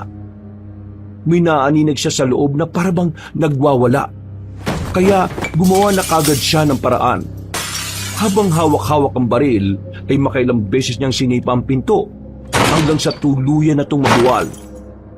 Doon nga ay tumambad sa kanyang paningin si Julio na nasa bahagi ng kusina ng studio type na bahay. Sinusuntok-suntok ng bintana ang pinto ng banyo kaya sugat-sugat na ang kanyang kamao na tinatagasan na rin ng dugo. Bukod doon ay namumula ng husto ang mga mata niya at nandilisik. Halos mangitim ang leeg at noon niya dahil sa maitim at nag-uumbukang mga ugat-ugat doon. Nang makita yun ni Jello ay naalala niya kagad sina Mang Hermin at Mang Andong. Ganon na ganon din ang itsura ng mga yon bago tila masiraan ng bait at gumawa ng hindi maganda. Ang kaibahan nga lang ngayon ay naglalaway si Julio na parang asong nauulol. Pero nang makita siya ni Julio ay parabang medyo nahimasmasan siya. Ibinabasaglit ng maskuladong pulis ang hawak na baril at sumenya sa binata na kumalma. Nanatili siya sa pintuan habang nakaalderto pa rin dahil ramdam niyang parang nawawala na nga sa sarili ang nakatira sa bahay na yon. Officer Barreta, nakikilala mo pa ba ako? Ako to, si Officer Jello Porcelas, ang senior mo. Sir, Ako nga to, Officer Barreta. Relax ka lang, okay? Sabi mo sa akin kung anong problema. Pwede natin pag-usapan ng mahinahon kung ano man ang pinagdaraanan mo. ano itong nangyayari sa akin, sir? Hindi ko makontrol ang sarili ko. Huminga ka lang na malalim, okay? Mag-inhale, exhale ka lang, Officer Barreto. Titigan mo lang ako ng mata sa mata. Pagkatapos lumapit ka ng dahan-dahan. Ilagay mo sa bulsa mo ang mga kamay mo. Huwag ka mag-alala, dahil akong bahala sa'yo. Parang may bumubulong sa akin. Hindi ko makontrol yung isip ko. Pati kilos ko, sir. Nang malapit na sila sa bandang sala, ay biglang huminto ang binata dahil napahawak siya sa kanyang ulo. Hindi pa rin itinutok ni Jello ang baril pero nanatili lang siyang nakaalerto sa posibleng mangyayari. Hanggang sa mas tumalim na nga ang tingin ng nawawala sa sariling lalaki. Natatakam ako, sir. Natatakam ako. Hindi ko na mapigilan itong nararamdaman ko. Yung naguutos sa isip ko, sir. Ayaw ko nang pigilan. Takam na ako. Ano? Takam na takam saan? Sa sariwang karne at dugo mo! Kasunod ng pagkasabing yun ay mabilis siyang nilundagan ng binatang halos magtalisika na ang laway dahil sa sobrang pagkatakam. Doon na nga rin nakita ni Jello ang pag-iba ng kulay ng mga mata ng kasagupan niya. Napansin niya rin ang paghaba ng mga pangil at pagbabago ng balat noon. Pero dahil mas maliit sa kanya si Julio, ay nagawa niyang maitulak yon. Napasandal din siya sa gilid hanggang sa maitulak niya ang pinto dahilan para sumarayon. Nang akmang lulusob ang binatang tila unti-unti nang nagiging mabangis na hayop, ay kaagad niyang itinutok ang baril. Officer Barreta, huwag kang gagalaw! Hindi mo magugustuhan ang susunod kong gagawin kaya sumunod ka na! Wala akong ititira. Tama na! Tumigil ka sa kakabulong. Ayaw ko nito. Natatakam ako sa karne ng tao. Napansin nga ni Jello na tila pinaglalabanan pa rin ni Julio ang kung anumang nilalang na kumukontrol sa pagkatao niya. Nagwawala-wala na naman ang binatang pulis at kung ano-ano ang pinagsasasapak at pinaghahagis. Sinamantala yun ang matipunong pulis. Dali-dali siyang humanap ng matigas na bagay at bago pa siya ulit mapagtuunan ng pansin ng kabaro na nawawala sa sarili, ay pinalo na niya yun sa ulo. Siniguro niyang hindi mapupuruhan at mahihimatay lang. Walang malay yung bumagsak sa sahig at pagkatapos ay kaagad niyang tinalian ng pagkahigpit-higpit. Makalipas lang ng ilang minuto ay lumabas na si Jello ng silid. Bit-bit ang binatilyong walang malay. Nagulat naman ang mga nangungupang nakakita pero ipiniliwanag ng matipunong pulis ang lahat. Idinahilan na lang niya na mayroong mabigat na pinagdaraanan ng nasabing binata na kahit papaano'y naintindihan naman ng landlady. Sinabi na lang din ni Jello na kung ano man ang naging damage sa inuupahang bahay ay babayaran na lang kapag naging ayos na ang lahat. Nang okay na ang lahat ay dinala niya si Julio sa headquarters at ikinulong sa piitan habang nakatali pa rin ng maigpit ang buong katawan. Kinabukasan, pagpasok ni Tonton ay nagulat siya nang makita ang binatang pulis doon. Uy! Anong ginagawa ni Officer Barreto dito sa kulungan, sir? At saka, bakit siya nakatali? Pagmasdan mo siyang mabuti. Pero huwag kang masyadong lalapit sa rehas, ha? Ano bang nangyayari, sir? Ha? Parang nawiwirdoan na rin ako sa iyo, eh. Ay, anak ng tutay! Pareho pa silang nagulat matapos makita si Julio na tumayo at nagwawala-wala. Habang nakadikit sa rehas ay para yung mabangis na hayop na kagat ng kagat. Nakikita mo ba yung mga mata niya? Pati yung maitim na ugat sa leeg at noon niya? Oo nga no. Parang katulad yan sa nangyari kay Mang Hermin at Mang Andong. Ganun na nga. Naalala ko lang bigla yung minsan ako na destino sa isang probinsya sa Mindanao. Naalala ko na may sinasabi sila na ganyan. Sinyalis daw yan na nayanggaw ang isang tao. Ano sir? Nayanggaw? Ibig mong sabihin sir, nahawa ng pagiging aswang? Aswang na naman sir? Sa maniwala ka man o sa hindi, totoo ang sinasabi ko. Kung makikita mo lang kagabi kung paano niya ako atakihin. Ang sabi pa niya, kakainin niya ang karne ko at hihigupin ang sariwa kong dugo. Ano sa tingin mo? May isip ba ng taong hindi nayanggaw ang ganon? Posibleng katulad niya, nayanggaw din si Mang Hermin at Mang Andong. Pero paano o sino? Yung maglolang nagtitinda ng papaitan. Minsan ang sinabi sa akin ni Ronang tungkol doon. Pati ang si Julio. Bago makaramdam ng hindi maganda kumain muna siya ng papaitan na yun, di ba? Pati yung mga estudyanteng nasa simbahan na inakala ni Father Burgis na inaalihan ng demonyo. Nakakain din ng papaitan. Kaya ngayon sigurado na ako na si Manang Simang at ang apo niyang si Ariel ang may gawa ng lahat ng ito.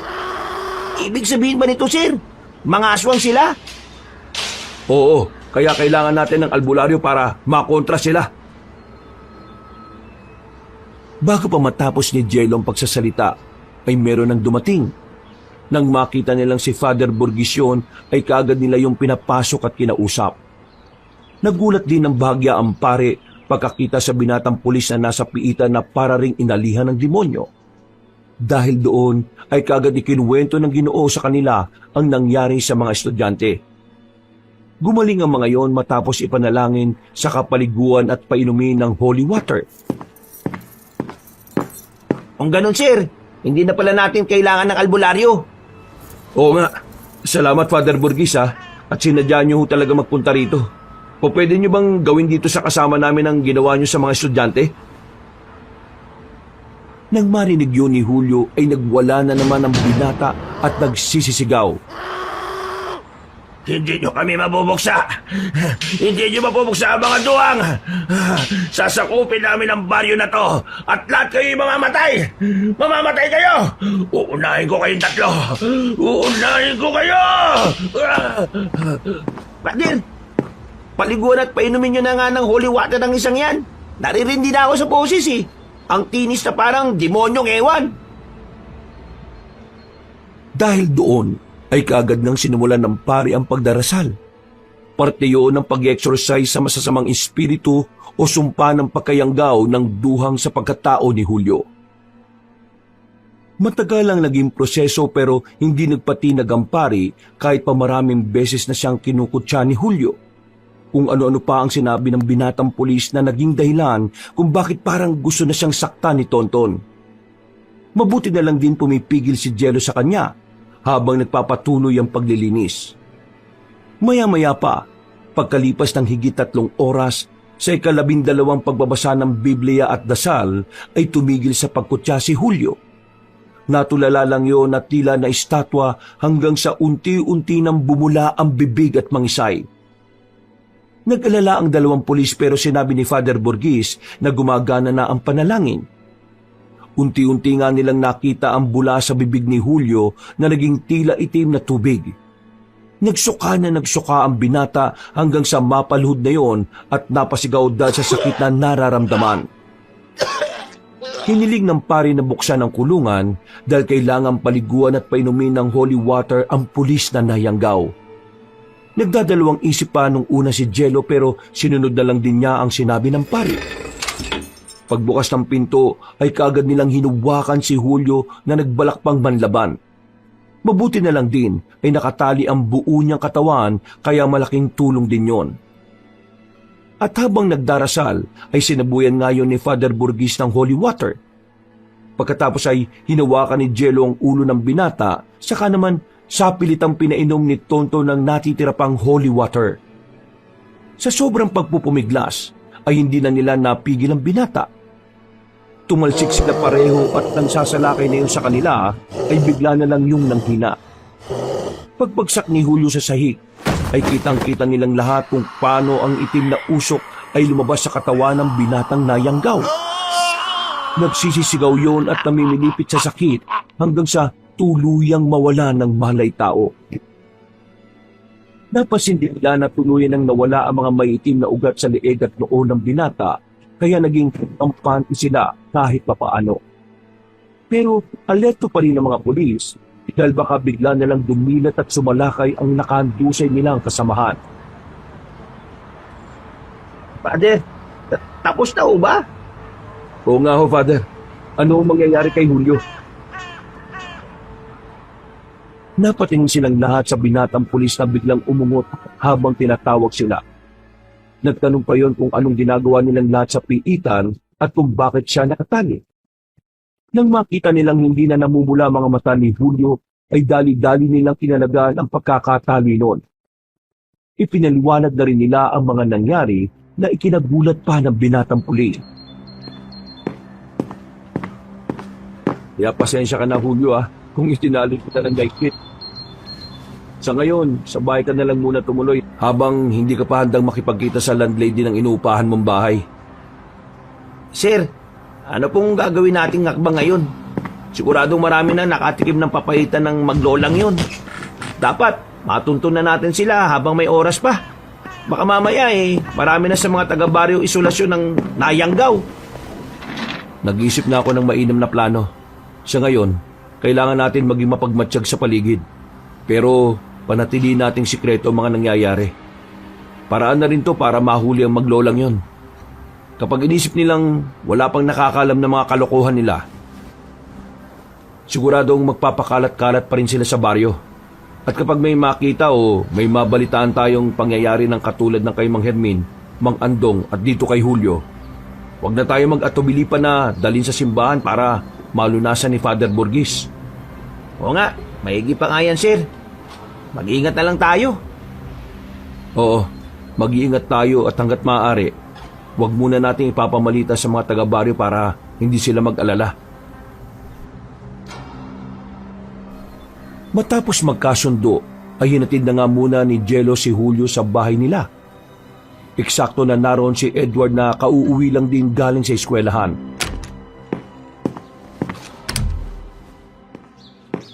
O Edward, dito muna tong si Julio ha. Pakitingin-tingin na lang muna dahil medyo masama pa ang pakiramdam niya. Sige po, Tiyo.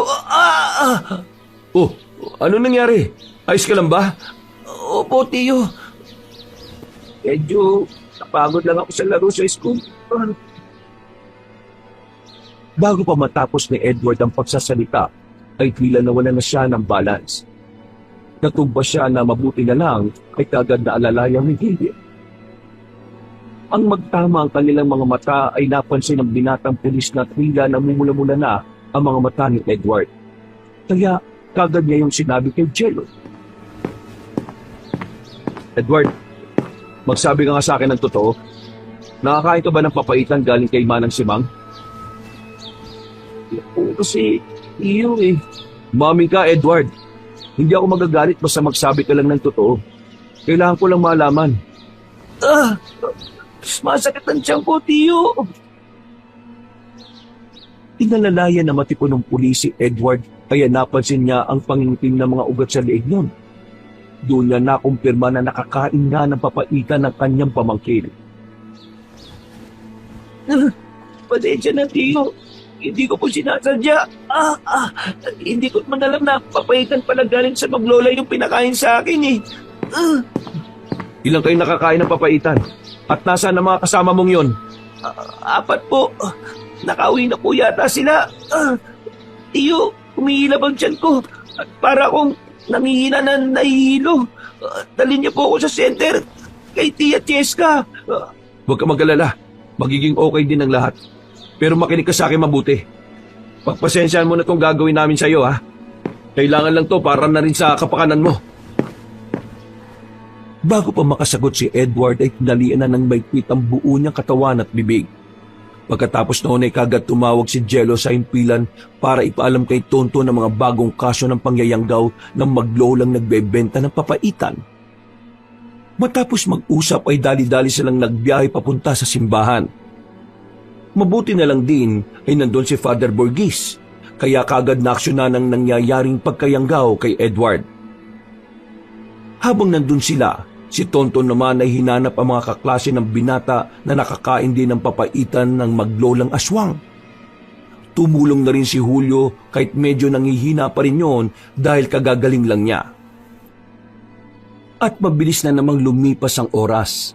Pasado 4:30 na ng hapon bago tuluyang nakalaya ang pamangkin ni Jello mula sa sumpa ng aswang na duhang. Malaking pasasalamat na matipunong pulis dahil naagapan nila ang pangyayari. Bago sila umalis ay dumating na nga rin sa simbahan si Cheska na punong-puno ng pag-aalala. Sinabi nga nila ang lahat dito at ganoon na lang ang gulat ng babae sa mga nalaman. Nang magtatakip silim na, sinabihan na matipunong pulis ang asawa at pamangkin na mauna nang umuwi sa kanilang bahay. Pinalalahanan niya rin na kahit na anong mangyari ay wag na munang lalabas. Baka kasi unti-unti nang naglilipa na sa baryo Isolasyon ang mga nabiktima ng maglolang aswang. Lahat sila ibinigyan ni Father Borghese ng holy water upang kung sakaling may makaengkwentro ng aswang na duhang o nayanggaw, meron silang pangontra o panlaban. Lumalim pa ng lumalim ang gabi hanggang sa napadaan ang sasakyan ni Jello na malapit sa nasunog na kapihan ni Mang Andong at meron siyang natanaw. Ang maglolang nakakarito na nagtitinda ng papaitan. Nakita niya kasi yon dahil may nilulumang poster roon at merong maliit na bumbilya na siyang nagbibigay liwanag sa madilim na lugar. Sila na nga yun, si Manang Simang at Ariel. Dali-daling inihinto na matipunong pulis ang sasakyan at kagad pinatay ang ilaw. Tahimik niyang sinundan ng dalawa hanggang sa mapagtanto niya na nasa bukana na sila ng kagubatan. Nagdalawang isip na siya kung susundan pa ba niya o hindi ang maglola, kaya pansamantala siyang umatras. Pero mas nanaigang pagnanais niya na malaman ang totoo sa likod ng sikreto ni Manang Simang at Ariel. Natuntun niya ang dalawa sa gilid ng batis at mula roon ay naghihintay si Mang Andong na ibang-iba na ang itsura. Nagulat siya nang makita ang matandang lalaki na hindi niya inaasahan ang pagkakataong yon. Parang ang laki-laki na ng tiyan na matandang lalaki na akala mo ay buntis. Sabay-sabay na lumublob ang tatlo sa mababaw na parte ng batis. Kitang-kita rin sila dahil sa buwan na parang nagdidilig ng liwanag nito sa kapaligiran. Anong ginagawa nila? Nagpatuloy lang si Jello sa pagmamasid hanggang sa masaksaya na niya ang pagpapalit ng anyo ng 3 aswang.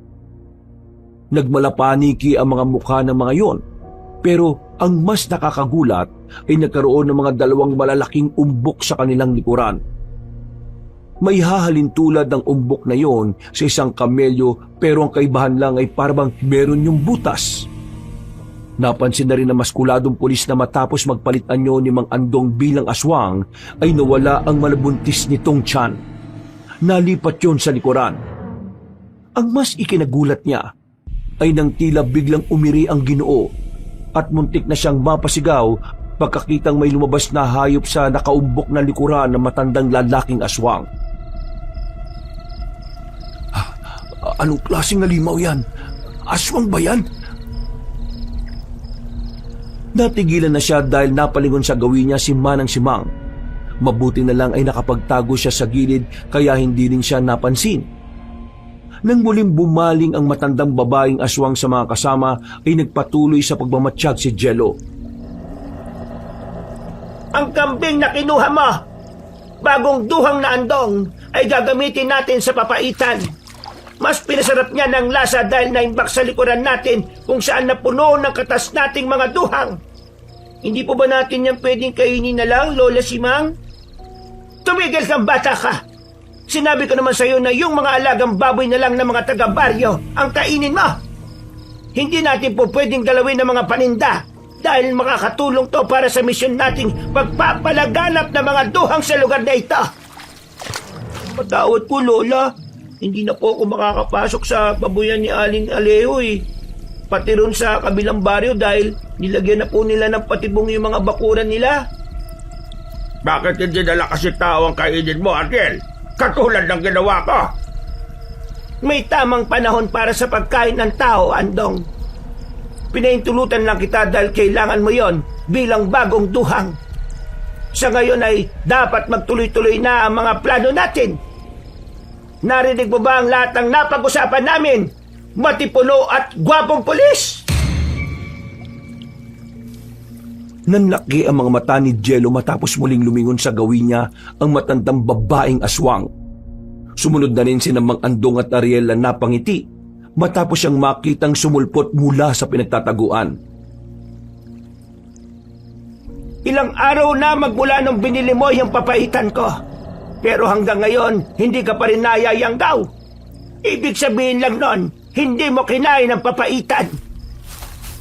Sabihin na lang natin na malakas ang pakiramdam ko kaya tinapong ko. Sa dami ng nagugutom, nakukuha mo magaksaya ng pagkain. Isa pa, ikaw lang ang bukod tanging taong tumanggi sa masarap na lasa ng papaitan ko. Alam mo ba na may espesyal na kasangkapan yon na galing sa katas naming mga duhang? Kaya ang lahat na makakakain ng papaitan naming maglola ay mayayanggaw at hindi magtatagal ay magiging katulad na rin naming mga duhang. Kita mo naman ang resulta, hindi ba? Pagbastan mong maigi si Andong, ang dating mga ngapi na ngayon ay isa ng masugid kong alagad. Mang Andong, hindi pa huli ang lahat. May pag-asa pang bumalik ka sa dati katulad ng nangyari sa mga ibang nayanggaw. Napagaling sila ni Father Burgis, kaya magagawa rin nila yun sa iyo. Wala nang pag-asa para kay Andong dahil nakatikim na siya ng sariwang dugo at karne ng tao. At dahil nayanggaw siya ng katas ko, wala na siyang ibang susundin kundi ako lang. May palalaganap na namin ulit ang mga duhang na muntik nang maubos sa kamay ng mga walang yang manunubos. Malto Sibang, may tulutan mo akong paslangin ng taong yan.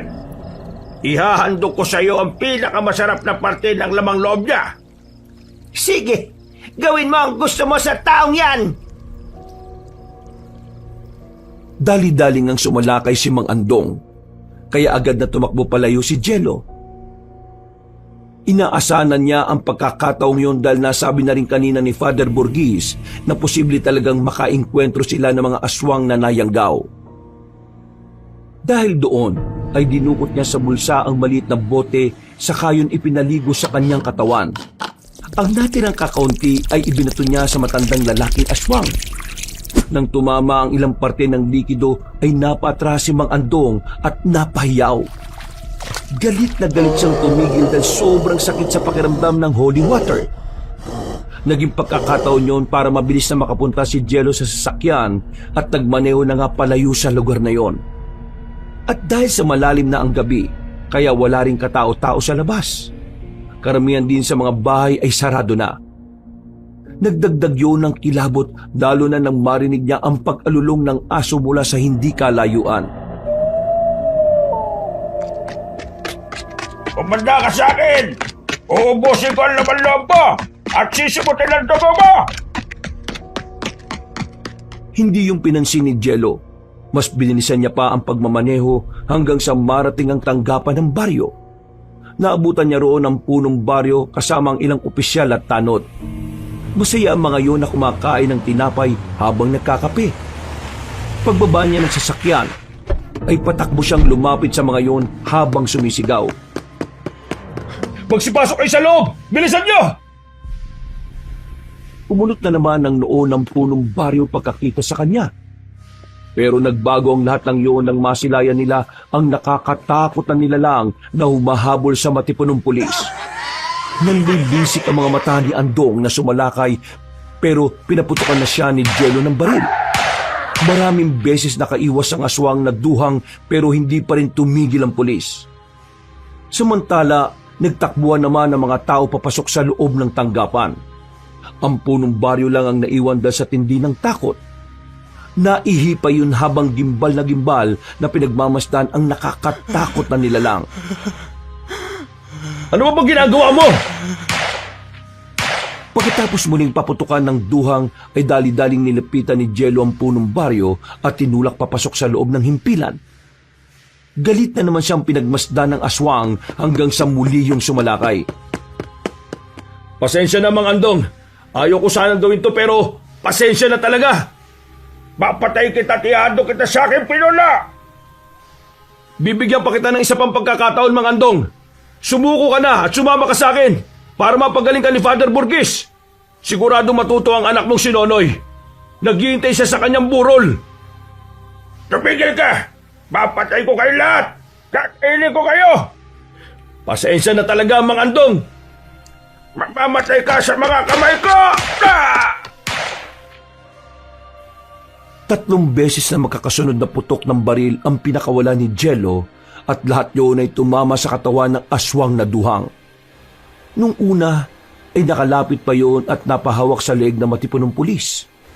Pero bigla na lang ding humandusay sa sahig at nangisay na parang bulating binudbura ng asin. Ibinabad niya kasi sa holy water ang mga bala ng baril na ginamit niya at naging epektibo nga yun laban sa duhang. Ilang saglit pa nang tuluyan ng nawalan ng buhay si Mang Andong ay unti-unting